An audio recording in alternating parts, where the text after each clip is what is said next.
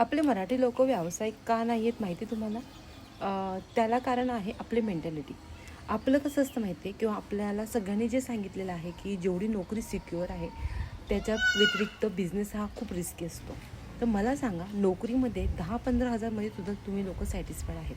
मला ह्या गोष्टीचं नवल वाटतं जेव्हा तुम्हाला आर्थिक कुठल्याही गोष्टींचे प्रॉब्लेम्स आले तेव्हा तुम्ही व्याजाने पैसे उचलता. कारण मला माहिती आहे कोणीही फायनान्शियली फ्रीडम त्यांना मिळत नाही नोकरीमध्ये. बट जेव्हा तुम्हाला कुठली तरी अपॉर्च्युनिटी येते ना, की चला कुठला तरी बिझनेस आहे, कोणी बिझनेसबद्दल सांगितलं, तेव्हा तुम्ही लोक एवढा विचार करता की ती इन्व्हेस्टमेंट आहे, पैसे डुबले मग, नाही जमलं मग. बट तुम्ही रिस्क घ्यायलाच तयार नाही आहेत. जर एवढे मोठे मोठे बिझनेसमॅन लोकांनी जर त्यावेळेस रिस्क नसते घेतली तर ते आज लाखोमध्ये खेळले नसते. तुम्ही सहजही त्यांना म्हणतात की श्रीमंत लोक आहेत. श्रीमंत ही आपली मेंटॅलिटीने म्हणते. ओके, कोणी सांगितलं तर त्या गोष्टीला फ्रॉड स्कॅम म्हणून तुम्ही इग्नोर करतात.